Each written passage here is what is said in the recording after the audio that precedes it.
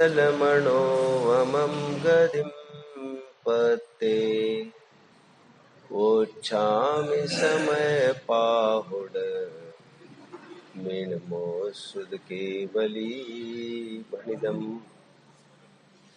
नमः समय साराय स्वानुभूत्या चकासते चित् स्वभावाय भावाय सर्वभावान्तरच्छिदे अनन्तधर्मणस्तत्त्वं पश्यन्ति प्रत्यगात्मनः अनेकान्तमयी मूर्ति नित्यमेव प्रकाशिता परपरिणति हेतो मोहनाम्नानुभावा दविरतमनुभाव्य व्याप्तिकल्माशिताया मम परम विशुद्धि शुद्ध चिन्मात्र मूर्तेर्भवतु समय सार व्याख्यैवानुभूते।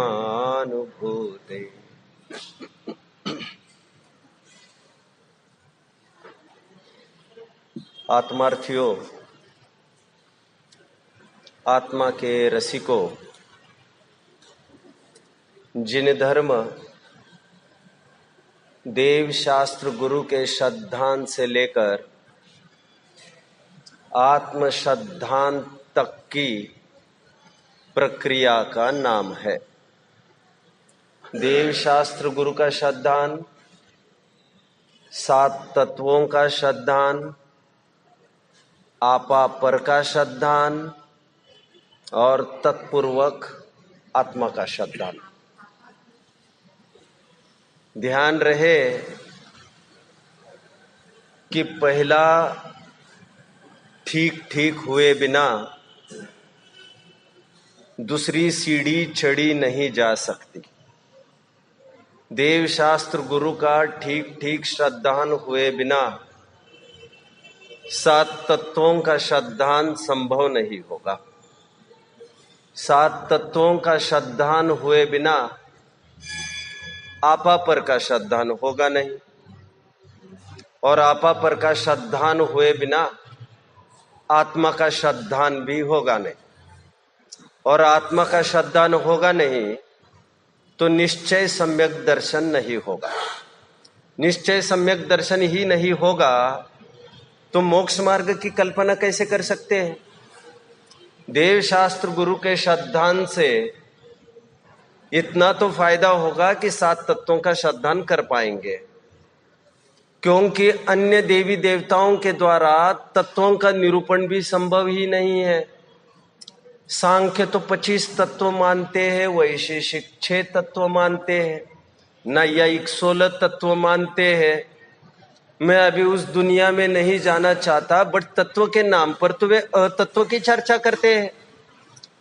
प्रयोजन भूत जो 7 तत्व कहे हैं, जीव अजीव आश्रव बंध संवर निर्जरा मोक्ष, इन तत्वों को समझने के लिए पहले तो देवशास्त्र गुरु का ठिकाना समझ में आना चाहिए। और 7 तत्वों को समझे बिना मैं कौन और पर कौन, ऐसे आपा पर का स्व पर का भेद विज्ञान हो नहीं सकेगा। और स्व पर का भेद विज्ञान हुए बिना आत्मा का श्रद्धान भी होगा नहीं, ये मैं कह रहा हूं। पहले 3 स्टेप्स में भी आप कहीं बने रहोगे, देवशास्त्र गुरु 7 तत्व आपा पर, फिर भी याद रखना आपका भव भ्रमण संसार का फेरा टलेगा नहीं। भगवान के चरणों में कोई माथा फोड़ फोड़ के अपना जीवन भी तबाह कर दे, हाँ मैं तबाह कह रहा हूं, फिर भी उसका चतुर्गति भ्रमण का अभाव तो नहीं हो सकता। आत्मा को जाने बिना और आत्मा को जाने बिना और आत्मा को जाने बिना बाकी कुछ भी हो, कितना ही व्रत तप शील संयम को पालन कर ले, कितना भी भक्ति स्वाध्याय कर ले, पोथन ने रट ले, काम तो होगा नहीं। ग्रंथों में यहां तक कहा है, एक के बिना जो आगे के नुक्ते हैं, बिंदिया है, उनकी कीमत कितनी। इसलिए पूरा यत्न होना चाहिए आत्मा की प्राप्ति के लिए। देव शास्त्र गुरु मिले हैं वो आत्मा को समझने के लिए, 7 तत्वों को समझ रहे वो आत्मा को समझने के लिए। यह सब कुछ देव पूजा, गुरु पास्ती, स्वाध्याय, संयम, तप, शील, दान, यह सब कुछ आत्मा को समझने के लिए ही है। मैं कभी कभी यह कहता हूं, वेदी में विराजमान भगवान को जब तक हम भगवान नहीं देखते हैं तब तक भी हमारा मिथ्यात्व दूर होता नहीं। जब तक अड़ोस पड़ोस में स्थित रागी द्वेषी देवताओं को भजते पूजते रहेंगे, और ध्यान रखना भगवान वीतरागी है, भगवान को किसी भी प्रकार का राग नहीं है, न रोटी का, न कपड़े का, न मकान का। अरे भाई शरीर का ही राग उनको रहा नहीं है। भगवान वीतरागी है और अड़ोस पड़ोस में सर्वत्र रागी द्वेषी देवी देवताओं को भगवान के रूप में प्रस्तुत किया जाता है। मैं कभी कभी ये कहता हूं, वेदी में स्थित भगवान को जब तक भगवान नहीं देखते तब तक आपका मिथ्यात्व दूर होगा नहीं। सेकंड, जब तक वेदी में स्थित भगवान को आप भगवान ही देखते रहोगे तब तक भी आपका मिथ्यात्व दूर होगा नहीं। मतलब वे भगवान के पहले जीव है, तुम्हारे हमारे शरीर के एक जीव है। जो भगवान में है ऐसी ही सामर्थ्य मेरे में आप में है। एक जैन धर्म ही ये कहता है कि हर कोई जीव भगवान बन सकता है, बस पुरुषार्थ की देरी है।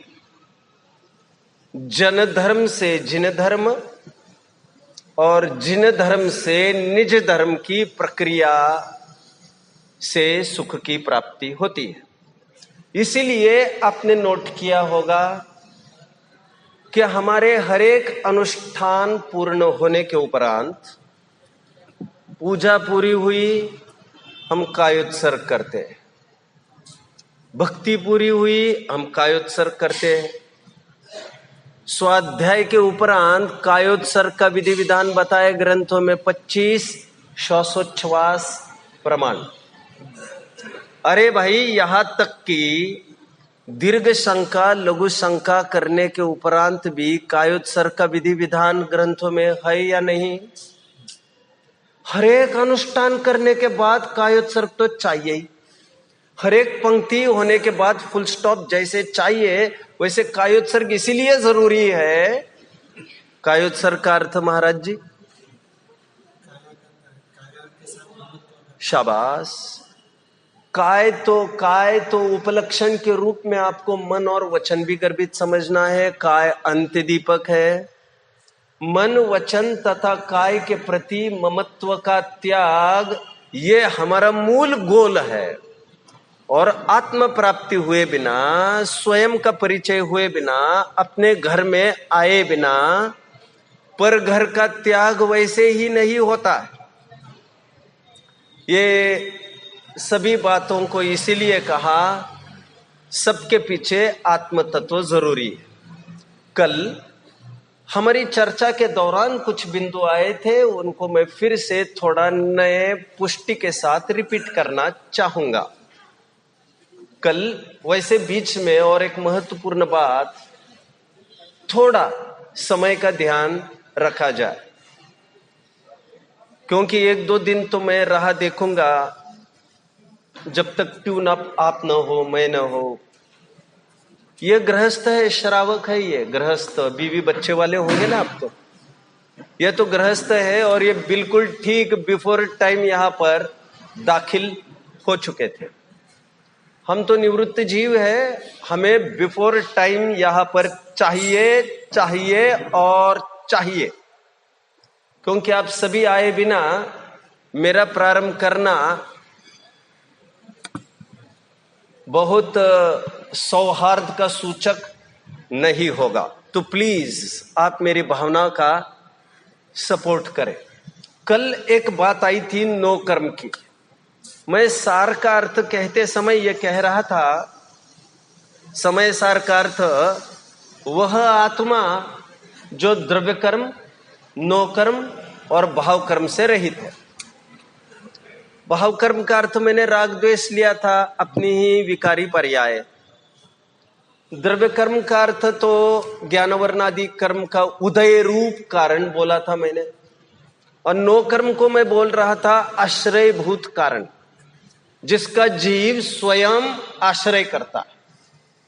साध्वी जी का प्रश्न था कि नो कर्म, अपने गाली को लिया सामने वाले के, नो कर्म तो हमारा शरीर होना चाहिए। इस प्रसंग में मैं थोड़ी और बात करना चाहता हूं। मैंने यह कहा था नो कर्म का अर्थ ईशत कर्म, किंचित कर्म, स्तोक कर्म। किंचित क्यों कहा? पूर्ण कर्म कौन है? द्रव्य कर्म। द्रव्य कर्म कारण की चर्चा यहां पर, कारण की। माइंड वेल, भाव कर्म तो कार्य रूप है। अभी मैं किसी विवक्षा से बात कर रहा हूं, आगे चलकर तो यह भी कारण रूप हो जाएगा जब द्रव्य कर्म कार्य रूप हो जाएगा। अभी मैं उसकी बात नहीं कर रहा हूं। जो भाव कर्म उत्पन्न हुआ है कार्य रूप, उसके दो कारण हमने स्थापित किए। एक तो चारित्र मोह कर्म का उदय, और एक तो सामने वाले की गाली। क्रोध क्यों उत्पन्न हुआ? आम जन कहते उसने गाली दी, और जैनी ये कहते क्योंकि मुझे क्रोध नामक चारित्र मोह प्रकृति का उदय हुआ। क्रोध नामक चारित्र मोह की प्रकृति यह द्रव्य रूप उदय रूप कारण है, यह कर्म है। और सामने वाली गाली को मैं नो कर्म कह रहा हूं। नो कर्म अर्थात किंचित कर्म इसीलिए कह रहा हूं क्योंकि खरेखर वो निमित्त कारण भी नहीं है। निमित्त कारण खरेखर तो द्रव्य कर्म है, क्योंकि अन्वय व्यतिरेक भाव कर्म का द्रव्य कर्म के साथ घटित होता है। अन्वय व्यतिरेक समझते हो? अन्वय व्यतिरेक मतलब जहां जहां भाव कर्म, वहां वहां द्रव्य कर्म का उदय तो होता ही है, और व्यतिरेक जहां जहां द्रव्य कर्म का उदय नहीं, वहां भाव कर्म होता नहीं। अन्वय व्यतिरेक भाव कर्म का द्रव्य कर्म के साथ घटित होता है। भाव कर्म का अन्वय व्यतिरेक गाली के साथ कदापि घटित नहीं होगा। गाली हो अथवा नहीं भी हो, गुस्सा तो फिर भी आ सकता है, और गाली होने पर भी गुस्सा हो भी सकता है, नहीं भी हो सकता है। कोई व्याप्ति नहीं बैठती, इसलिए उसे ईशत कर्म कहा। I think it is clear. Second मुद्दा ये उठा था कल। एक मिनट। हाँ, अन्वय व्याप्ति और व्यतिरिक व्याप्ति से जो घटाया, इसके लिए घटाया मतलब भाव कर्म होते हुए भी द्रव्य कर्म, भाव कर्म होते हुए भी अन्वय व्यतिरेक भाव कर्म का द्रव्य कर्म के साथ घटित करके दिखाया। यह केवल इसीलिए कि बाहर की गाली वो तो किसी रूप कारण नहीं है, द्रव्य कर्म का उदय तो निमित्त रूप कारण है। हालांकि है तो वो भी निमित्त रूप, और निमित्त का अर्थ समझ लीजिए, द्रव्य कर्म जबरदस्ती से जीव को राग द्वेष नहीं कराता। यदि द्रव्य कर्म के उदय मात्र से भाव कर्म होता तो जीव के कभी भी निर्वाण का प्रसंग नहीं बनता। द्रव्य कर्म के उदय रहते हुए जीव के पास यह सहूलियत है कि वो भाव मोह रूप न परिणमे। भेद विज्ञान के बल से द्रव्य मोह के उदय रहते हुए, साध्वी जी, प्रवचन सार की 45वीं गाथा की जयसेन आचार्य देव की टीका होमवर्क के रूप में पढ़ के आना है आपको। प्रवचन सार ग्रंथ है यहां पर, उसकी 45वीं गाथा खोलिएगा, बाद में मैं भी दिखा सकूंगा। उसकी जयसेन आचार्य देव की संस्कृत टीका पढ़नी है, मैं जाते समय दिखा दूंगा। वहां पर साफ साफ ये लिखा है, द्रव्य मोह के उदय रहते हुए यदि जीव भाव मोह रूप नहीं परिणमता, भेद विज्ञान के बल से भाव मोह रूप नहीं परिणमता, तो उसे बंध नहीं होता। द्रव्य कर्म के उदय मात्र से यदि भाव कर्म होने लग जाए तो जीव के कभी भी निर्वाण की प्राप्ति नहीं होगी। इसका मतलब निमित्त उसे कहते हैं जो केवल वहां पर उपस्थित होता है जब उपादान अपनी मर्जी से परिणमित होता है। निमित्त की कोई दादागिरी थोपा थोपी नहीं है कि उपादान को यह काम करना ही पड़ेगा। I think it is clear. मैं तो यह कह रहा था अन्वय व्यतिरेक तो गाली के साथ घटित भी नहीं होता, द्रव्य कर्म के साथ किसी प्रकार घटित भी हो रहा है। महाराज जी आगे बढ़ो। दूसरा बिंदु कल चला था जो काफी ऊहापोह हुई इस बात को लेकर, ज्ञेयों से ज्ञान होता है या नहीं। काफी प्रश्न वगैरह आते रहे दोनों महाराज की तरफ से। इसमें एक मिनट बीच में कि गाली भी एक कर्म के रूप में, नो कर्म के रूप में इसलिए आएगा क्योंकि वहां से राग द्वेष की उत्पत्ति होती है। किसी ने गाली दी और उसी गाली का इंटरप्रिटेशन मैंने उस रूप से किया, तो जब इंटरप्रिटेशन मैंने उस रूप से किया तो वहां पर भाव कर्म राग द्वेष आदि मेरे अंदर में हुए, और उसी राग द्वेष की वजह से कर्म का बंध में द्रव्य कर्म के लिए निमित्त रूप नहीं बनता। किसी गाली में यह ताकत नहीं है, गाली स्वयं में, कि किसी जीव से राग द्वेष पैदा कराए ही कराए। ऐसी तो कोई चीज राइट ऐसी कोई चीज है ही नहीं कि कोई किसी के जीव को राग द्वेष में लेकर जा सकता है। राइट। चाहे कोई भी चीज हो, वो जीव को राग द्वेष को विमुक्त कराने वाला ही स्थान है। इसकी जरूरत है ही नहीं। राइट। कोई निमित्त के रूप में माने ही क्यों फिर तो? नहीं, निमित्त के रूप में मानने का एक फायदा है। हम हमारा बर्ताव, सामाजिक व्यवहार कैसा रखे हमें समझ में आना चाहिए। हमें यह बताया गया कि किसी से भी बात करते समय ढंग से, अदब से बात करना चाहिए। यदि आप किसी को गाली दोगे तो बहुत करके उसके मन के दुखने के अवसर होंगे। ये क्योंकि निमित्त नैमित्तिक संबंध घना होता है। एक मिनट। लेकिन किसी के गाली दिए जाने पर हमें राग द्वेष रूप परिणमित होना है ऐसा नहीं। राइट। निमित्तों का ज्ञान भी कराया गया है चरणान्यों की विवक्षा से। जिन शासन में हर एक उपदेश हमारे राग द्वेष को सीमित करने के लिए है, अभाव करने के लिए। मैं दूसरे बिंदु को लेकर खड़ा होता हुआ भी, ज्ञेयों से ज्ञान होता है या नहीं। यदि ज्ञेयों से ज्ञान होता तो ज्ञेय में सबसे पहले ज्ञान होना चाहिए था। आप समझ में आ रहे हैं? ज्ञेय यदि ज्ञान कराएगा तो ज्ञेय में तो सबसे पहले ज्ञान होना चाहिए। जो जिसके पास है वही तो दूसरों में वो करा सकता है। निमित्त रूप तो माना जाएगा। पेन का ज्ञान हो रहा है तो पेन को ज्ञान होना जरूरी नहीं है। मैं ये कहना चाह रहा हूं, जितना ज्ञान हमें प्रकट होता है आज भी और कल भी सर्वज्ञ हालत में, वो मेरी सामर्थ्य से प्रकट होता है। उसमें किसी ज्ञेय की कृपा नहीं है। यदि ज्ञेय की कृपा होगी तो मेरी सामर्थ्य की क्या और भगवान की क्या बात है फिर? एक बात। दूसरी बात, ऐसा होने पर भी ज्ञेय की उपस्थिति को नकारा नहीं जा रहा है।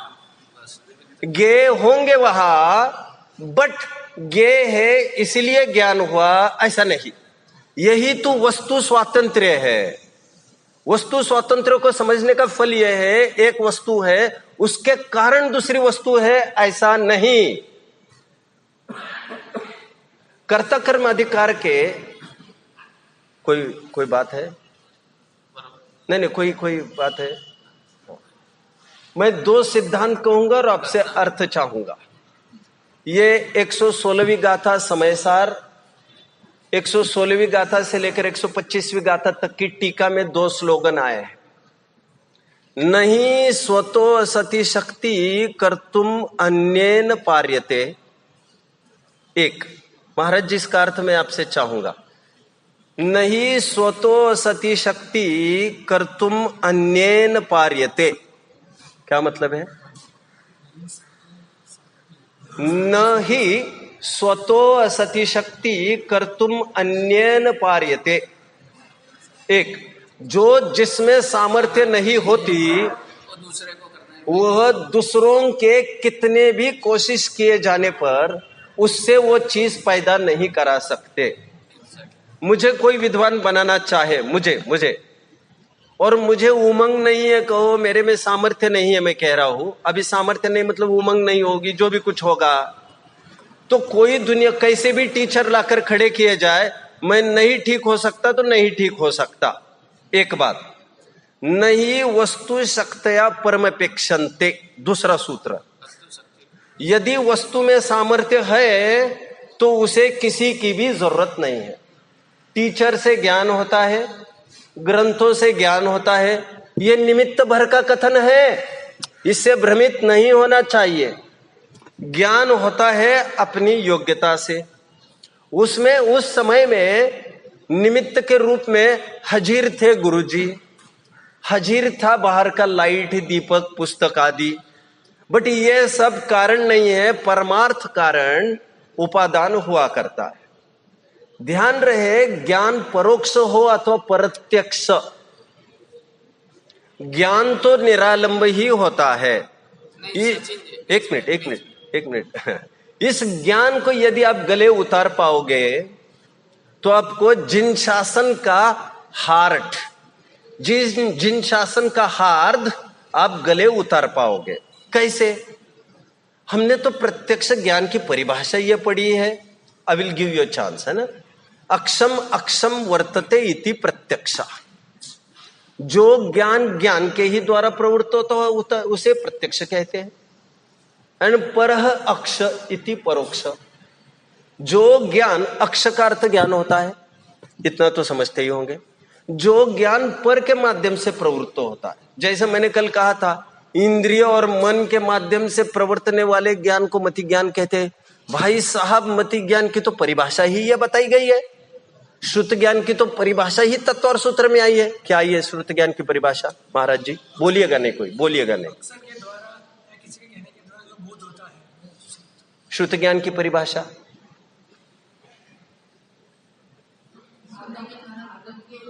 एक तो श्रुत मन इंद्रियस्य, ये सूत्र है,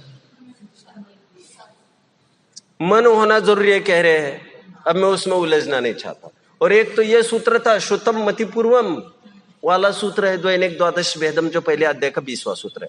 हमने तो परोक्ष ज्ञान की यह परिभाषा पढ़ी है कि जो इंद्रिय मतलब इंद्रिय अनिंद्रिय के, मन और इंद्रिय के माध्यम से प्रवृत्त होता है उसे परोक्ष ज्ञान कहते हैं, और जो प्रत्यक्षमन्यत और जो सीधा ज्ञान ज्ञान से प्रवृत्त होता है उसे प्रत्यक्ष ज्ञान कहते हैं।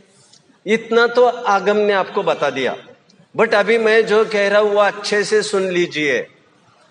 मैं ये कह रहा हूं, ज्ञान प्रत्यक्ष हो अथवा ज्ञान परोक्ष हो, ज्ञान अवधि मन पर्याय केवल ज्ञान हो अथवा ज्ञान मति श्रुत ज्ञान भी क्यों न हो, यदि आप इस बात को स्वीकार करने को तैयार है कि ज्ञान अपनी ही उपादानगत योग्यता से होता है, बट जब अपनी उपादानगत योग्यता से मति ज्ञान प्रवर्ता, पंखे संबंधी ज्ञान हुआ, उस समय में पंखा भी सामने खड़ा था अथवा खड़ा रह सकता है, जरूरी नहीं वहां पर भी पंखा खड़ा हो। हमें मिठास का ज्ञान हुआ, मुंह में मिठास होना जरूरी है, जरूरी है। सपने में हमने मिठास का ज्ञान किया, सपने में मिठास का ज्ञान कर सकते हैं या नहीं? मिठास कुछ थी लेकिन मिठास का ज्ञान हुआ। मैं तो कहना यह चाह रहा हूं, ज्ञान प्रत्यक्ष हो अथवा परोक्ष हो, होता तो ज्ञान प्रत्यक्ष ही है परमार्थ से, बट परोक्ष इसलिए कहा जाता है वहां पर हजेरी इंद्रियों की होगी, हजेरी पदार्थ की होगी, हजेरी उजाले की भी होगी, तभी तो उस ज्ञान को परोक्ष कहा जाता है। देखती तो आंखें ही है, खुली हुई खिड़की उसमें निमित्त है। आप कहोगे खिड़की खुली ही नहीं है तो कैसे देखेंगे? खिड़की के कारण ज्ञान हुआ, यह औपचारिक कथन है। परमार्थ कथन तो तब भी यह है, ज्ञान तो आंखों से हुआ, यह उदाहरण में बोल रहा हूं मैं, उदाहरण। खुली हुई खिड़की उसमें निमित्त मात्र है, खुली हुई खिड़की के कारण ज्ञान नहीं हुआ है। ज्ञान तो आंखों के कारण ही हुआ है, सामर्थ्य जानने की उस आंखों में ही है। उदाहरण, सिद्धांत जानने की सामर्थ्य ज्ञान की है।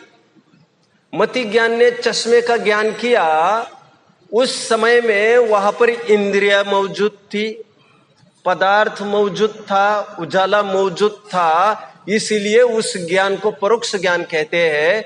बट ज्ञान प्रत्यक्ष हो परोक्ष हो, होता वो अपनी योग्यता से ही है। यदि आप इसे स्वीकार कर पाओ तो आप विश्व की वस्तु व्यवस्था के स्वातंत्र्य को समझने में सफल हो जाएंगे। महाराज जी, वस्तु स्वातंत्र्य का अर्थ क्या होगा? फिर एक द्रव्य दूसरे द्रव्य रूप होता नहीं, एक द्रव्य दूसरे द्रव्य का स्वामी होता नहीं, एक द्रव्य दूसरे द्रव्य का कर्ता होता नहीं, एक द्रव्य दूसरे द्रव्य का भोक्ता होता नहीं। जलेबी मुंह में गई है, लेकिन यकीन मानना जलेबी के कारण सुख नहीं हुआ है। जलेबी मुंह में गई, सत्य बात है, सुख हुआ है, सत्य बात है, बट जलेबी के कारण सुख हुआ है, ये बात परम सत्य है।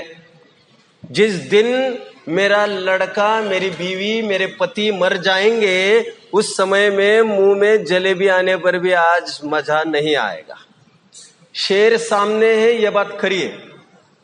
भय उत्पन्न हुआ है, यह बात खरी है। बात तीसरी पूरी करो।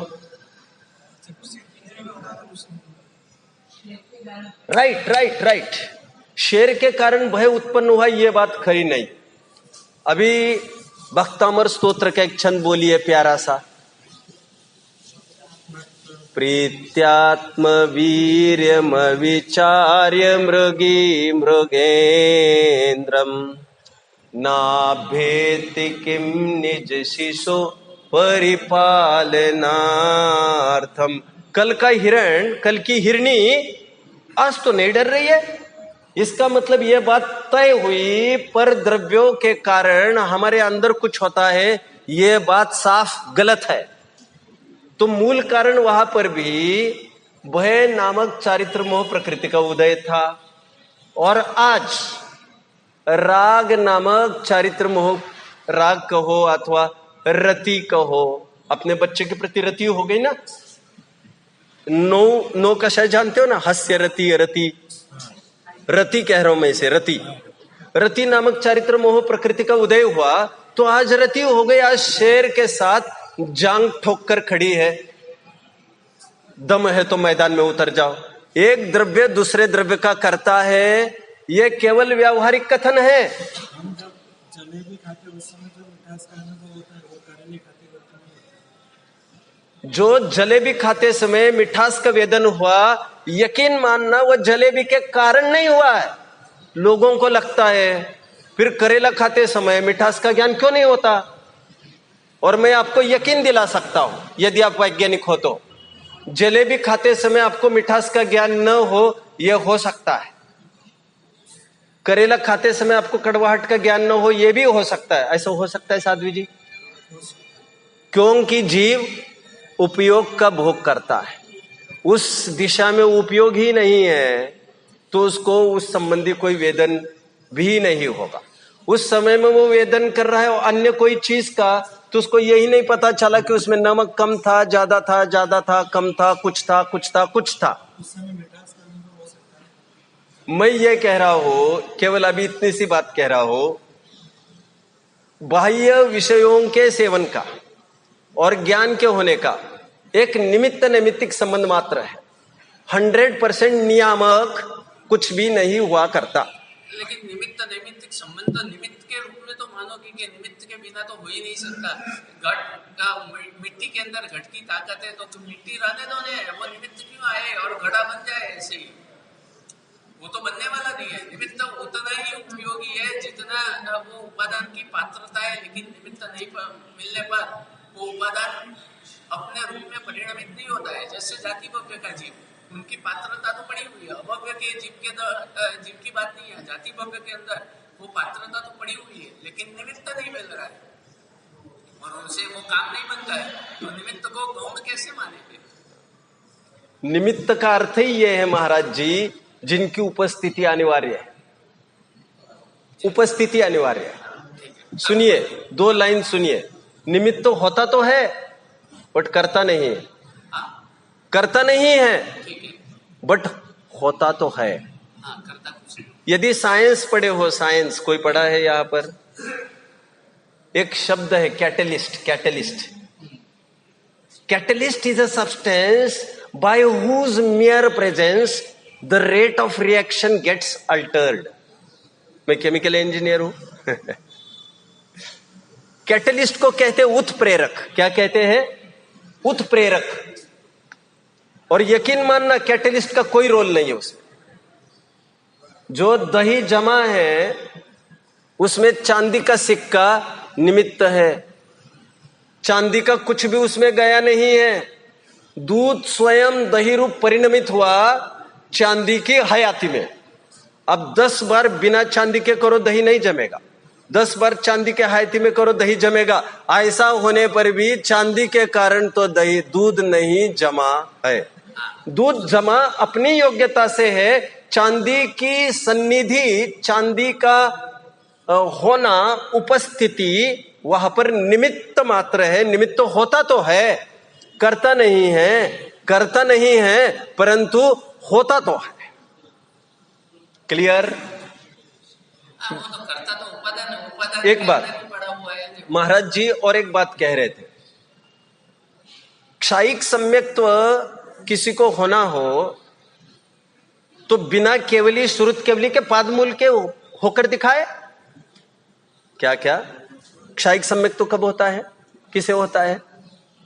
जिसे केवली श्रुत केवली के पादमूल का लाभ होता है। मैं ये कह रहा हूं केवली श्रुत केवली के पादमूल के कारण क्षायिक सम्यक्त्व नहीं हुआ है। ठीक है। क्षायिक सम्यक्त्व उसके अप्रतिहत पुरुषार्थ से ही हुआ है, बट उसका अप्रतिहत पुरुषार्थ केवली श्रुत केवली के सन्निधि में ही होता है, उसके अलावा नहीं।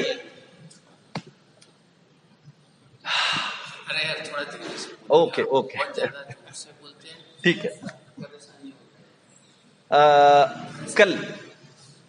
नहीं, हाँ। ये तो बात एकदम क्लियर है। ठीक है। कि केवल क्षायिक संपत्ति यदि केवली और श्रुत केवली से ही होता तो हर एक जीव को हो जाता। राइट।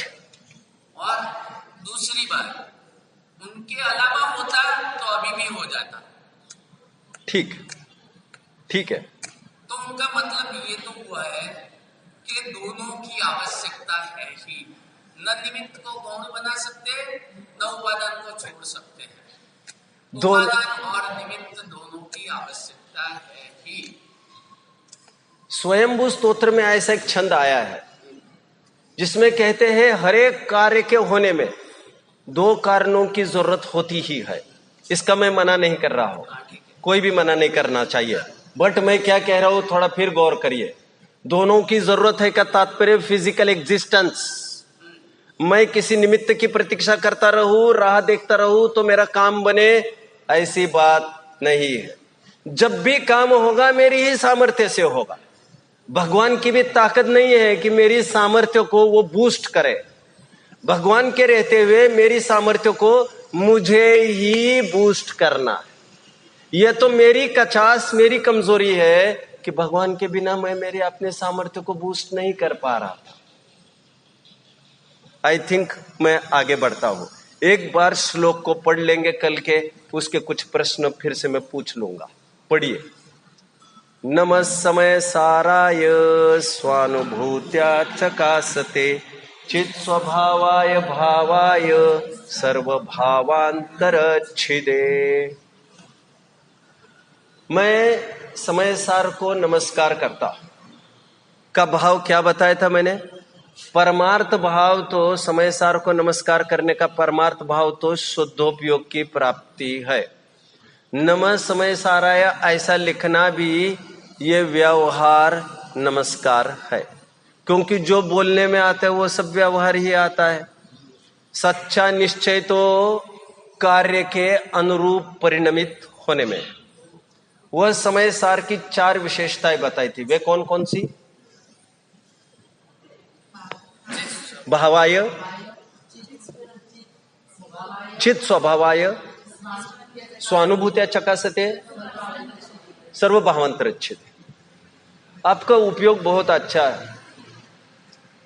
5वीं गाथा में आगे कहेंगे आचार्य देव, मुझे जो वैभव की प्राप्ति हुई है, मुनियों का वैभव कौन सा है? रत्नत्रय। मुझे जो वैभव की प्राप्ति हुई है वो शब्द ब्रह्म की उपासना से हुई है, आगे कहेंगे। एनीवे, 4 विशेषण कहे थे भावाय। अभी तो आपने मना किया है क्या कि किसी की वजह से तो कुछ होता ही नहीं है, और ये शब्द वैभव की वजह से मेरे को ये स्रोत की उपस्थिति हुई है, निमित्त रूप मान कैसे लिया? 2 प्रकार के कथन होते हैं, एक निमित्त प्रधान कथन और एक उपादान प्रधान कथन। ध्यान रहे, कथन 2 प्रकार के होते हैं। मान्यता तो दिमाग में एक ही प्रकार की चाहिए। कथन का उच्छेद ही हो जाएगा तो फिर देवशास्त्र गुरु के आलम्बन की भी बात नहीं कर सकेंगे। जब भी घड़ा खरीदना है, जाना कुम्हार के पास, सुनार लोहार के पास नहीं। परंतु यदि घड़ा फूट जाए तो यह समझ लेना चाहिए कुम्हार उसमें घुसा नहीं है। मिट्टी की अपनी योग्यता है, मिट्टी ही उसमें तन्मय है। घड़े की रहने की अपनी योग्यता है, उसमें कुम्हार कुछ भी नहीं कर सकता। यह परिणमति से करता, जो उस रूप परिणमता है वही कारण होता है। कुम्हार के माथे मत ठोको, दोषारोपण मत करो, वो तो निमित्त कारण है। महाराज जी क्लियर? छल लग रहा है आपको ये? ये आर्ट है, आर्ट समझने की। कथन 2 प्रकार के होते हैं, एक निमित्त प्रधान और एक उपादान प्रधान। कर्म निमित्त है। प्रश्न है महाराज जी का, कर्म को उपादान माने के निमित्त। मैं कह रहा हूं उसको दोनों मान सकते हैं। कैसे? हमारे भाव कर्म में वो निमित्त है, लेकिन द्रव्य कर्म के ही अपने परिणमन में वो निमित्त है। हमारे भाव कर्म की वजह से ज्ञानावरण आदि ये कार्मन वर्गणाएं कर्म रूप परिणमित हुई। कर्म के उदय से भाव कर्म हुआ, ये निमित्त प्रधान कथन है। उपादान कथन ये कहता है जीव ही स्वयं राग द्वेष रूप परिणमा, उसमें द्रव्य कर्म का उदय निमित्त है। और कार्मन वर्गणा स्वयं कर्म रूप परिणमित हुई, उसमें जीव का राग द्वेष निमित्त है। यह परमार्थ कथन है। क्लियर? निमित्त की अनुपस्थिति के बिना राग द्वेष होगा ही नहीं। जब भी निमित्त की अनुपस्थिति के बिना, अनुपस्थिति में, निमित्त की उपस्थिति के बिना राग द्वेष होगा ही नहीं। अरे ये कैसे? बिना निमित्त भी राग द्वेष हो सकता है, कैसे नहीं हो सकता है? बिना निमित्त हमने राग द्वेष। अन्वय निमित्त का तात्पर्य द्रव्य कर्म लेना है। यदि द्रव्य कर्म के उदय के बिना राग द्वेष होने लग जाए तो फिर सिद्ध को राग द्वेष लाना ही पड़ेगा। मैं आगे बढ़ता हूँ। आई थिंक बोलिए प्लीज। इनका समझ में नहीं आ रहा। घट वाला क्या? हाँ, मैं ये कह रहा हूं, सुनिए। कर्म की उपस्थिति के बिना राग द्वेष उत्पन्न होगा, ऐसा कभी होगा नहीं। और कर्म की उपस्थिति मात्र से कर्म ने राग द्वेष पैदा कराया, ऐसा भी नहीं। कर्म के उदय के रहते जीव स्वयं रागादि रूप परिणामा, शेर की उपस्थिति में जीव स्वयं भय रूप परिणामा। शेर है इसलिए मुझे भय करना पड़ेगा, ऐसा नहीं।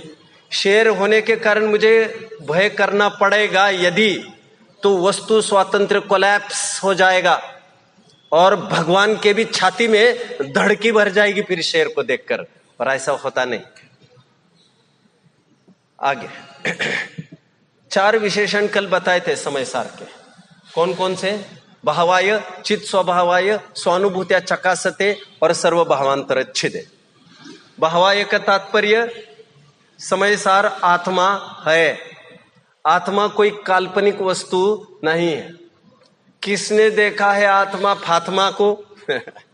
ऐसा कुछ लोग भावावेग में बोल जाते, बट वे चार्वाक मत वाले केवल इंद्रिय को ही साधन मानते हैं ज्ञान का। चार्वाक ने केवल एक ही प्रमाण माना है, प्रत्यक्ष प्रमाण। प्रत्यक्ष मतलब साम व्यवहारिक प्रत्यक्ष प्रमाण माना है। इंद्रियों के अतीत वे कुछ देख ही नहीं सकते बेचारे। इसलिए आत्म वस्तु है, जिसका प्रतिपल फीलिंग हो रहा है वो मैं ही वस्तु। जो आत्मा होने का नकार दे रहा है वो मैं ही आत्म वस्तु हूं। बहुत सुंदर तर्क रखा संबंध भद्राचार्य देव ने, बोध वाक्यम प्रमाणम न केन साधन दूषणम। जो ये कहता है वस्तु है ही नहीं, संबंध भद्राचार्य देव कहते हैं फिर बोध वाक्य ये जिसके जरिए तुम दूषण देना चाहते हो उसकी सत्ता मानोगे कि नहीं मानोगे? और यदि बोध और वाक्य की भी सत्ता नहीं मानोगे तो दूषण कैसे दोगे तुम? भावाय चित स्वभावाय कहकर ये कहा कि जीव स्वयं ज्ञान दर्शनात्मक है। जीव का स्वभाव ही जानना है। जब जीव का स्वभाव ही जानना है तो ज्ञान किसी और के कारण होगा, ये तुमने कैसे कह दिया? तो जीव का स्वभाव जानना तुमने कहां माना? फिर जानना जीव का स्वभाव है। नमक है इसलिए खारेपन का ज्ञान हुआ, ऐसा नहीं। नमक के बिना खारेपन का ज्ञान नहीं हो रहा है वो छोड़िए अभी बात को। मैं तो इतना ही कह रहा हूं, खारेपन का ज्ञान हुआ है, ज्ञान को वो अपनी ज्ञान की उपज और ज्ञान की योग्यता से। बुखार वाले को वैसे ही खारा खारा सब लगे तो इसमें क्या कर सकते हैं? चित स्वभावाय जीव जानता देखता है। फिर प्रश्न उत्पन्न हुआ तो कैसे वो खारापन लगता है? इनका कारण ज्ञान की अपनी स्वतंत्र रचना है महाराज जी। इस समय में खारेपन का ज्ञान होना, इस समय में मिठास का ज्ञान होना, ये ज्ञान की अपनी स्वयं की योग्यता है।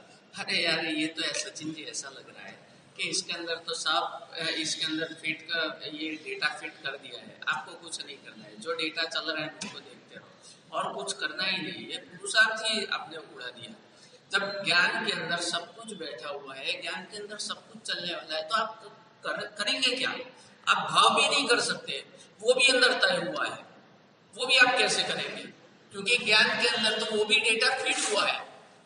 महाराज जी, होता स्वयं जगत परिणाम, मैं जग का करता क्या काम, दूर हटो पर कृत परिणाम, सहजानंद रहू अभिराम। एक भजन की मैंने अंतिम 2 पंक्तियां बोली है तो ऐसा ही। एक वस्तु को परिणमन करने के लिए दूसरे वस्तु की जरूरत नहीं है, परंतु 10 बार नमक खाया और हमें खारापन का ज्ञान हुआ, इससे अज्ञानी जीव को यह भ्रम पैदा होता है कि नमक के कारण खारेपन का ज्ञान होता है। मराठी जो समझते होंगे, दिसत तसं नसत म्हणून तर जग फस्त, नहीं सुना है। सैकड़ों बार जब भी आप नमक यहां रखोगे खारेपन का ज्ञान होगा। आप जब भी शक्कर रखोगे मिठास का ज्ञान होगा। इससे यह भ्रांति पड़ जाती है, शक्कर के कारण मिठास का ज्ञान होता है, नमक के कारण खारेपन का ज्ञान होता है।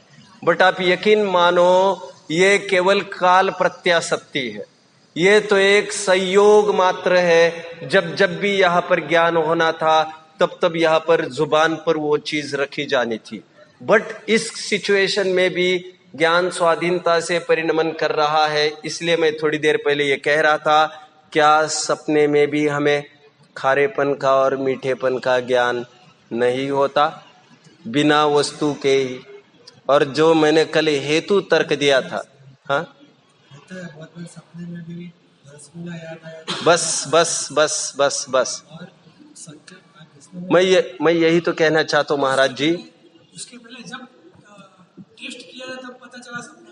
आप जब भी एग्जाम्पल दे रहे हैं, एक सपने की बात लेकर एग्जाम्पल दे रहे हैं। जब ये सामने बैठा हुआ है तब ज्ञान होता है। सामने रखा जीभ के ऊपर, वो गुलाब जामुन रखा, मिठास की अनुभूति हुई, नमक रखा, खराश की अनुभूति हुई। बिना नमक और चलो मान लो रसगुल्ला रखा और उस समय पर खाराश की क्यों अनुभूति नहीं हो रही? विश्व का एक व्यक्ति ऐसा नहीं बोला शक्कर में से खारा सही और नमक में से मिठास। यही तो समय सार की खासियत है महाराज जी। यदि गले ये उतर जाए तो काम हो जाए। एक वस्तु से दूसरे वस्तु का परिणमन हो नहीं सकता महाराज जी। अबे आप ये कह रहे हो नमक रखेंगे और मिठास का ज्ञान कराओ, मैं सही कह रहा हूं, आप यकीन मानना, ऐसा भी संभव है, ऐसा भी संभव है। मैं एक बात कह रहा हूं आपको, आत्मा उपयोग का भोग करता है, इंद्रिय के सन्मुख विषयों का नहीं। इंद्रिय के सन्मुख यहां पर समय सार की क्लास चल रही होते हुए भी आप घर पर बैठे माता पिता का वेदन कर सकते हैं कि नहीं यहां पर? हाँ या ना? उपयोग इतना स्वाधीन है, वो इंद्रियों का मोहताज नहीं, विषयों का मोहताज नहीं है। अक्सर उदाहरण दिया जाता है, पूरी बारात आपके आंखों के सामने से निकलकर चली जाए और मुझे ही पता न चले। उपयोग का भोग करता है जी, उपयोग का। But more over chances, more over possibilities जो देखने में आती है, यह खारापन, यह नमक, यह मिठास, यह शक्कर, ये जितनी चांसेस देखने में आते हैं उससे जीव का भ्रम पलने लगता है कि शक्कर से मिठास का ज्ञान होता है। अरे जीव स्वयं ज्ञानानंदमयी है, जीव स्वयं जानता है। और कितनी सामर्थ्य जानने की? सर्व भावांतरच्छिदे, दो पदों का प्रयोग किया यहां पर, जानता देखता का ही प्रयोग नहीं किया। सर्व भावांतरच्छिदे का कहकर यह कहा, मेरे में यह सामर्थ्य है, मैं 3 लोक को एक समय में जान सकता। और सुनिए, भगवान इस समय में मिठास का ज्ञान कर रहे हैं कि नहीं कर रहे? स्मरण रूप तो कर नहीं सकते अभी, क्योंकि स्मरण के लिए जरूरी मन था, वो मन रहा नहीं है अभी। सोच तो कुछ सकते नहीं वे, क्योंकि विचार से शून्य हो गए हैं, मन ही नहीं रहा है। और जब हम कहते हैं वे सर्वज्ञ हो गए, सब कुछ ज्ञान हो रहा है उनको, शक्कर का ज्ञान उनको हो रहा है कि नहीं हो रहा है? मिठास आदि जो भी उनकी पर्याय है उसका ज्ञान हो रहा है कि नहीं हो रहा है? हमारे ग्रंथों में हमने पढ़ा या नहीं पढ़ा कि मुनिराज को ऐसी ऐसी रिद्धियां हो जाती है, या मतिश्रुत ज्ञान के बल पर है, माइंड वेल, अवधि ज्ञान और मन पर्याय ज्ञान के बारे में तो आपने सबने सुना है कि उसको किसी की जरूरत नहीं होती, फलाना ठिकाना। लेकिन क्या आप जानते हैं मतिश्रुत ज्ञान की भी ऐसी दिव्यता है, जो मुनिराज यहां पर बैठकर वे कोसों दूर, योजनों दूर तक का सुन सकते हैं, सूंघ सकते हैं, चख सकते हैं। ये आपने सुना है या नहीं? जबकि वो मतिश्रुत ज्ञान है, हा या ना? अवधि मन पर्याय ज्ञान भी नहीं है महाराज जी। और एक प्रबल तर्क खड़ा हो गया, मतिश्रुत ज्ञान परोक्ष होने पर भी यह सिद्ध होता है कि उसे इंद्रिय पर पदार्थ की जरूरत नहीं है। बट मोर ओवर चांसेस से देखने में आते हैं। बट उसमें भी मैं ये कह रहा हूं, नमक ये प्रबल निमित्त कारण नहीं है। वहां पर भी प्रबल निमित्त कारण, वहां पर भी मति ज्ञानावरण का खारा रूप चखाने का ऐसा क्षोभक्षम कर्म का वह प्रबल निमित्त कारण है, वो उसका तो होना अनिवार्य है। वहां पर नमक का होना अनिवार्य नहीं है। मैं जहां निमित्त की उपस्थिति की बात कर रहा हूं, वहां निमित्त का तात्पर्य आपको कर्म लेना है, कर्म, नो कर्म नहीं लेना है बाह्य वस्तुओं के रूप में महाराज। हाँ क्या? हाँ, मैं ये कह रहा हूं, सुनिए, अनुभव तो नहीं हो सकता, सुनिए। एक मिनट, ज्ञान तो हो सकता है, अनुभव कैसे हो सकता है? किसे? विदाउट पदार्थ हाँ, आपको ज्ञान हो सकता है, राइट। अनुभव नहीं हो सकता है, वेदन नहीं हो सकता।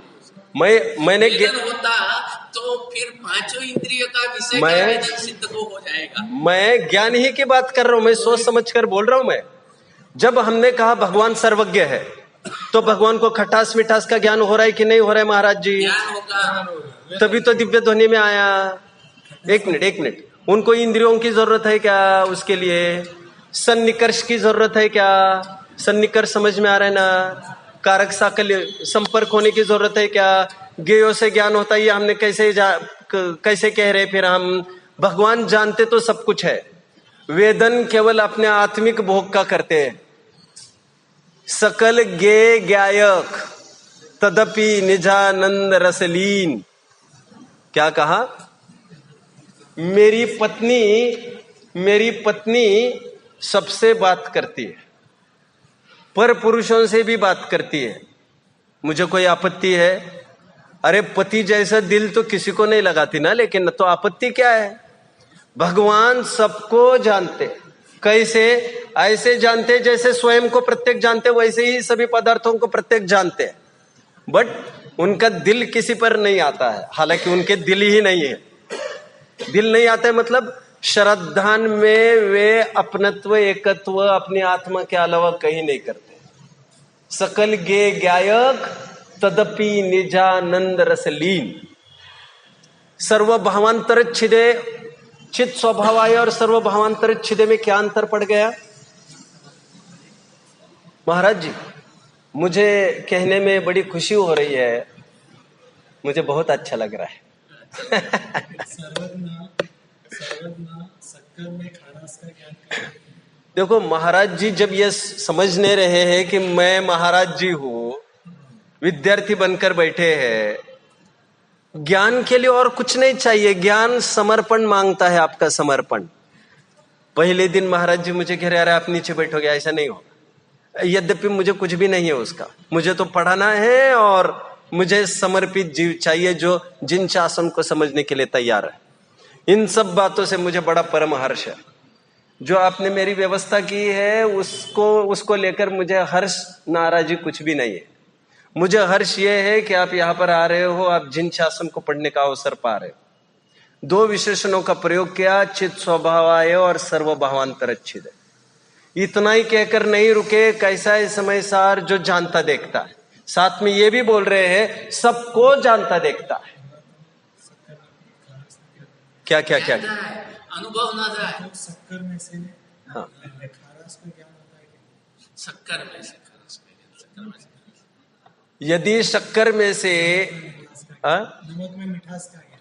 आपका ये कहना है छद्मस्त, अब फिर छद्मस्ती की तरफ बढ़ गए, सर्वज्ञों की तरफ आप नहीं बढ़े। तो छद्मस्त को कोई चीज दो चखने के लिए, तो कह रहे वो ठीक है, और दूसरे को दे दो, वो कह रहे नहीं नहीं नमक कम है, दूसरे को नहीं नहीं नमक ज्यादा है। इससे क्या प्रतीत होता है? इससे प्रतीत क्या होता है?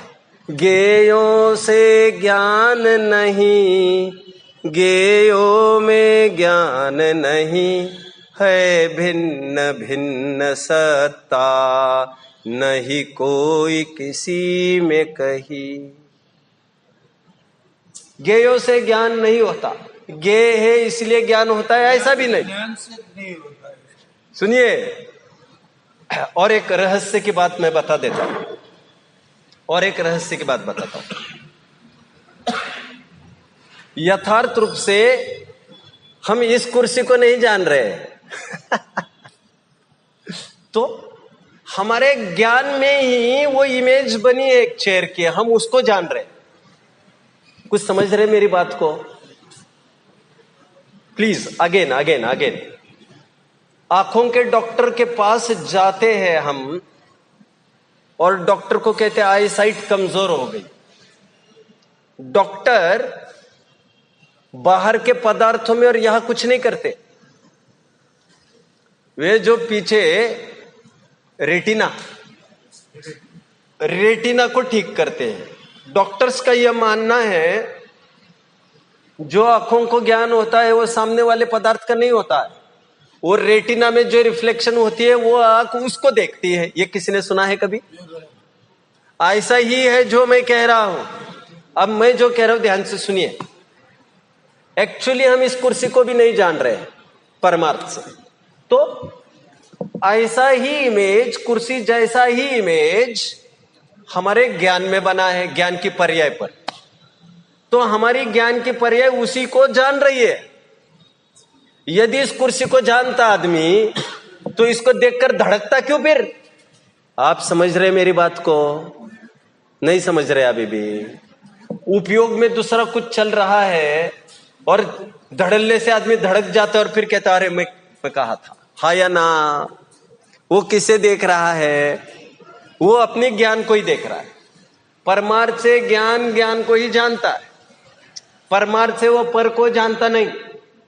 सर्वभावांतर छिदे पद में मीमांसकों का खंडन किया, क्योंकि मीमांसक भी ये मानते हैं कि पर को जानता ही नहीं।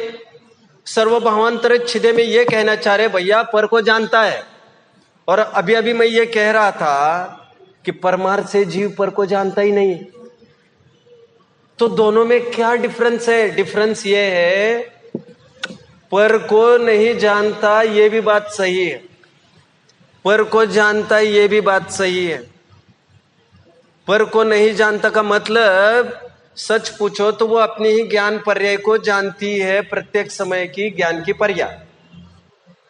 लेकिन पर जैसा इमेज उस पर आता है, इसलिए यह कहना बनता है कि वो पर को जानता है। लेकिन पर को कैसे जानता है? पर को भी जानने का जरिया वो अपने को जानता है, इस विधि से पर को जानता है। लेकिन पर को नहीं जानता ऐसा कहने में नहीं आएगा। मतलब दोनों अपेक्षा समझना चाहिए आपको। आप दोनों अपेक्षा समझ रहे हैं मेरी? जैसे फॉर एग्जाम्पल, कुछ कठिनाई महसूस हो रही है साध्वी जी? नहीं, मैं और आई एम कमिंग क्लोजर। एक मरीज डॉक्टर के पास पहुंचा, डॉक्टर के पास, हाँ, वैद्य के पास नहीं। डॉक्टर के पास जैसे ही पहुंचा, डॉक्टर कुछ लिख रहे थे। जैसे अंदर आया, उसने कहा गुड मॉर्निंग डॉक्टर। उन्होंने कहा सिट डाउन। नीचे लिखते हुए उन्होंने कहा क्या प्रॉब्लम है आपकी? उन्होंने कहा सिर दर्द हो रहा है, ये दर्द हो रहा है, ये हो रहा है, वो हो रहा है। उन्होंने लिखते हुए पूछा चक्कर आती है क्या सुबह? उठते ही समय थोड़ा अंधकार छाता है क्या? आधी आधी आधी आधी पूछते गए, लिखते जा रहे। और आगे लिखते हुए ही आगे और कुछ लिख रहे थे। लिखते हुए एक कागज सौंप दिया, जाओ ये जांच करा लाओ। उसमें ब्लड की, यूरिन की, फलाना सब, अभी ये सब आप जानते हैं, मैं ज्यादा जानता नहीं। ये सब टेस्ट का उन्होंने रिपोर्ट दे दिया। वो कागज लेके चला गया, सब रिपोर्ट लेके, दुनिया भर की फाइल लेके फिर उनके ऑफिस में आया। उन्होंने पूछा बिना ऊपर देखे डॉक्टर ने, कौन? साहब मैं मरीज हूं, रामशंकर। बैठ जाओ। रिपोर्ट वो चेक करते रहे। आरएक्स प्रिस्क्रिप्शन धड़ाधड़ मेडिसिन लिख कर दे दी। वो ऊपर देखा ही नहीं उन्होंने। मरीज आउट। अभी मरीज ये कह रहा है बाहर आकर, साहब डॉक्टर ने मुझे देखा ही नहीं और मुफ्त में मेरे इतने पैसे ले लिए। अरे भैया, उन रिपोर्ट्स के जरिए वो डॉक्टर तुम्हें ही देख रहे हैं, तुम्हारी शक्ल नहीं देखनी है उनको। बेवकूफ कहीं के, कोई फोटोग्राफी थोड़ी करनी है वहां पर। वो रिपोर्ट्स के जरिए तुम्हें ही देख रहे हैं, उनके देखने का तरीका ही है। ठीक उसी प्रकार भगवान लोकालोक को देखते हैं, सर्वभावांतरच्छिदे। तो कोई ये कहता है कि पर को जानता है कि नहीं जानता? आखिर फाइनल क्या हुआ आपका? तो फाइनल ये हुआ कि पर को जानता है वो अपने ज्ञान के पर्याय के जरिए। लेकिन इसका मतलब ये नहीं हुआ कि पर को नहीं जानता। पर को जानने का ही ये तरीका है। कितने जन समझ रहे हैं? इससे ये बात और पुष्ट होती है कि ज्ञेयों से ज्ञान नहीं होता। ज्ञेय संबंधी जो इमेज बना है, ज्ञेय आकार, उस ज्ञेय आकार को आत्मा जानता है। अभी बहुत अच्छा पॉइंट मैंने चला है यहाँ पर। मैंने अभी ये कहा, समराइज करते हुए एक लाइन में, आत्मा पर को जानता है, वो पर संबंधी अपने में पड़ी इमेज को ही जानता है। प्रक्रिया ही है। तो जीव पर का कुछ करता धरता नहीं है, पर कब, एक मिनट, पर कब, मैं आपको चांस दूंगा। समस्या मेरी है, मैं भूल जाता हूं, मैं बड़ा भुलक्कड़ हूं ना जी। देखो 4 बातें। एक द्रव्य दूसरे द्रव्य रूप होता नहीं, एकत्व का निषेध। एक द्रव्य दूसरे द्रव्य का होता नहीं, स्वामित्व का निषेध। एक द्रव्य दूसरे द्रव्य का कर्ता होता नहीं, कर्तृत्व का निषेध। एक द्रव्य दूसरे द्रव्य का भोक्ता होता नहीं, भोक्तृत्व का निषेध। पांचवी बात, जीव पर को जानता भी नहीं, ज्ञातृत्व का निषेध। बट पर को जानता नहीं का तात्पर्य वो मीमांसक जैसा नहीं लेना कि पर को जानता ही नहीं। अरे पर को जानता ही नहीं कहेंगे तो सर्वज्ञता कैसे सिद्ध होगी?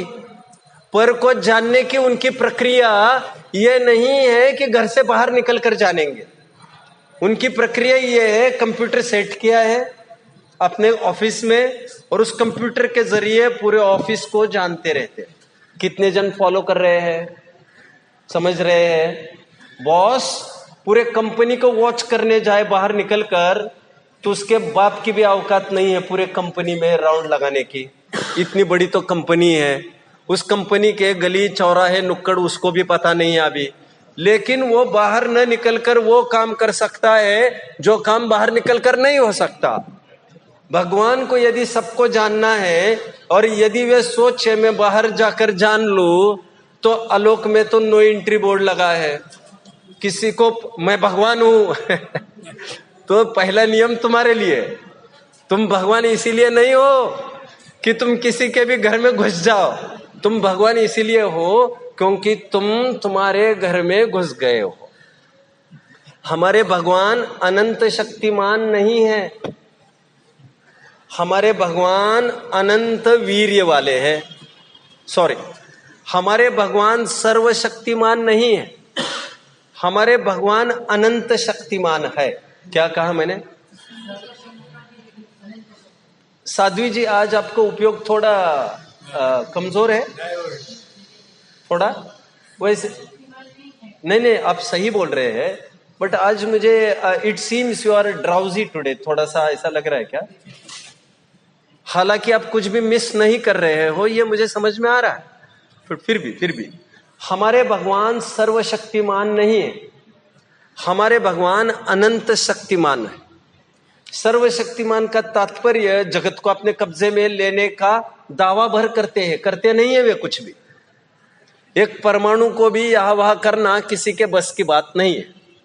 इसलिए मैं हमेशा कहता हूं कि जगत के ईश्वर का स्वरूप यह बताया जाता है कि वे जगत का कर्ता, और हमारे भगवान जगत का छोड़ो एक परमाणु को भी कुछ नहीं कर सकते, और इसीलिए वे भगवान है कि उनको करने का विकल्प भी उत्पन्न नहीं होता। अनंत शक्तिमान इसीलिए है क्योंकि उनकी इतनी शक्ति पैदा हुई है कि उनको किंचित भी परिणमन करने का राग नहीं होता। एनीवे, सर्व भावांतर छिदे शब्द का और एक अर्थ समझ लीजिए आप। यहां पर भावांतर छिदे शब्द का प्रयोग किया है, आपको यह अच्छा लगेगा, थोड़ा गौर करिए। मुझे 5-7 मिनट और है। सबको जानते इतना ही नहीं कह रहे भगवान, सर्वज्ञ है इतना ही नहीं कहा जा रहा। सर्व भावांतर छिदे शब्द का प्रयोग है, छिदे। What is this छिदे?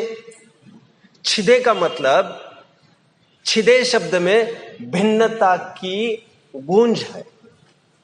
सबको जानते इतना ही नहीं, सबको भिन्न भिन्न जानते हैं, इतनी बात नहीं। सबको भिन्न भिन्न जानते हैं मतलब सबको अपने से भिन्न जानते हैं। भगवान सर्वज्ञ है का तात्पर्य भगवान सबको जानते हैं, इतनी सी बात नहीं। भगवान सबको अपने से भिन्न जानते हैं, सबको जानते हैं, साथ में ये भी जानते हैं कि ये मैं कुछ भी नहीं। जब भी मार्केट से गेहूं लाते हैं तब हम कहते हैं गेहूं को देख लो भैया, जरा देख लो, मतलब इसमें कंकड़ पत्थर होंगे, देख लो। तो देख लो का तात्पर्य केवल कंकड़ पत्थर देखना नहीं है। बिनने का तात्पर्य देखने का तात्पर्य केवल बिनना भी नहीं है। गेहूं अलग करना, कंकड़ अलग करना, इतना भी अर्थ नहीं है केवल। तो कंकड़ को हे रूप से अलग करना, गेहूं को उपादेय रूप से अलग करना, इसमें ग्राह्य अग्राह्य के विवेक के साथ भेद विज्ञान करना। सर्वभावांतर छिदे का अर्थ भगवान संपूर्ण लोकालोक को जानते हैं, इतना ही नहीं है। जितना प्रत्यक्ष स्वयं को जानते हैं, आप यकीन मानना, उतना ही प्रत्यक्ष समस्त लोक को जानते हैं। जितने प्रत्यक्ष वर्तमान के पर्याय को जानते हैं, उतने ही प्रत्यक्ष अतीत के पर्याय को जानते हैं और अनागत के पर्याय को। हाँ या ना? 1000 वर्ष बाद के पर्याय को भगवान ऐसी जान रहे जैसे अभी के पर्याय को जान रहे, इतनी प्रत्यक्ष जान रहे। लेकिन जान ऐसा रहे कि 1000 वर्ष बाद का ये सीन सिनेरियो है, अभी वर्तमान का सीन सिनेरियो नहीं जान रहे उसको, नहीं तो ज्ञान ही मिथ्या हो जाएगा उनका। परंतु सब कुछ जानते हुए सर्वभावांतर छिदे का तात्पर्य सबको अपने से भिन्न जानते हैं, लेकिन भगवान रमते जमते अपने में है। बात सबसे करो, खेलो कूदो सबसे, व्यवहार सबसे करो, लेकिन रमो अपने में। जो लोक में कहते हैं ना, नाव वही है जो पानी पर चले। पानी नहीं हो तो नाव किस काम की? पानी में तो जहाज रहे, लेकिन ध्यान रहे जहाज में पानी ना रहे। जहाज में पानी आते ही नैया डूबी। उसी प्रकार लोक हम तो छद्मस्त हैं। कोई साधु रूप में होंगे, कोई साध्वी रूप में होंगे, कोई श्रावक रूप में होंगे कोई किसी गुणस्थान के। बट मैं तो इतना ही कह रहा हूं, है तो सब छद्मस्त के एक्टिव। ज्ञानी धर्मात्मा कर्ता सब कुछ दिखता है, भोक्ता सब कुछ दिखता है, स्वामित्व सबका लेता दिखता है, बट वो स्वयं के अलावा अपना अस्तित्व कहीं भी स्थापित नहीं करता। क्योंकि यदि अपना अस्तित्व थोड़ा भी स्थापित करे तो उसकी नैया डूबी। संसार में जीव रहे, परंतु जीव में संसार न रहे, क्योंकि उसको वो बाहर को ढो नहीं पाएगा और डूब जाएगा। सर्वभावांतर छिदे का यह एक मार्मिक अर्थ भी करना मुझे जरूरी लगा, सो मैंने ये किया। सर्वभावांतर छिदे के क्या क्या अर्थ किए, जरा कोई बताएगा? चित स्वभावाय में ज्ञान दर्शन स्वभाव कहा। सर्वभावांतर छिदे में सर्वज्ञत्व स्वभाव कहा। सबको बोलिए। सभी भावों को जानता और पर को पर रूप से जानता। सबको जानता है, मैं स्वयं को जानता है कि नहीं? स्वयं को भी जानता और पर को भी जानता, उतने प्रत्यक्षता से। बट सर्वभावांतर छिदे का अर्थ सबको भिन्न भिन्न जानता है। सबको भिन्न भिन्न जानता है अर्थात सबको अपने से भिन्न जानता है, इतनी भी बात पक्की। और केवल भिन्न ही जानता, इतना ही नहीं, कहा जमना कहा रमना ये भी ख्याल में। अभी मेरे पास और 2-3 मिनट है। कल महाराज जी का एक प्रश्न आया तो उस बात को लेकर फिर मैं एक बात कह देता हूं। कल महाराज जी स्वानुभूतिया चकासते की एक बात कह रहे थे। व्याकरण में होंगे पारंगत महाराज जी, मुझे इसमें कुछ भी नहीं कहना है। मैं कुछ बात कहना चाहता हूं। इस मंगलाचरण के 2 अर्थ होते हैं। क्या अर्थ होते हैं? यदि समय सार का अर्थ आप कार्य शुद्धात्मा लेते हैं, व्यक्त शुद्धात्मा लेते हैं, तो आपको यह लेना चाहिए, मतलब भगवान। मैं उन भगवान को नमस्कार करता हूं जो भगवान है, जानते देखते हैं, सभी लोकालोक को जानते हैं और अपने द्वारा पूर्णतया जानने में आते हैं। बट दूसरा अर्थ, यदि समय सार का अर्थ मैं कारण शुद्धात्मा लू, शक्ति रूप शुद्धात्मा लू, ज्ञायक भाव, तो वहां पर ऐसा अर्थ समझना, मैं समय सार कैसा हूं? मैं हूं ज्ञानानंद स्वभावी हूं, सबको जानने वाला हूं, ऐसा नहीं। सबको जानने के स्वभाव वाला हूं और स्वयं के द्वारा जानने में आने के स्वभाव वाला हूं। हालांकि स्वयं के द्वारा तो जानने में भी आ ही रहा हूं, केवल स्वभाव की बात नहीं है, उसकी तो व्यक्ति भी है। इस प्रकार मंगलाचरण के भी दो अर्थ बनेंगे, जहां समय सार के दो अर्थ बनेंगे, एक कारण समय सार और एक कार्य समय सार, एक शक्ति रूप समय सार, एक व्यक्ति रूप समय सार, एक मैं भगवान और एक तो वे भगवान, एक तो प्रगट भगवान और एक तो विद्यमान भगवान, शक्ति रूप भगवान और व्यक्ति रूप भगवान। हमें महिमा व्यक्ति रूप भगवान की, शक्ति रूप भगवान की महिमा के लिए आना चाहिए, क्योंकि वर्क हमें यहां करना है, देखना वहां है, काम यहां करना है। समझ रहे हैं? मैं इस बात को लेकर फिर अगले सत्र में खड़ा होऊंगा, शायद इसी लाइन से वहां पर चर्चा कर लेंगे। ओम नमः। दूसरा कलश, दूसरा श्लोक मैं आगामी सत्र में पूरा कर लूंगा। ओम नमः।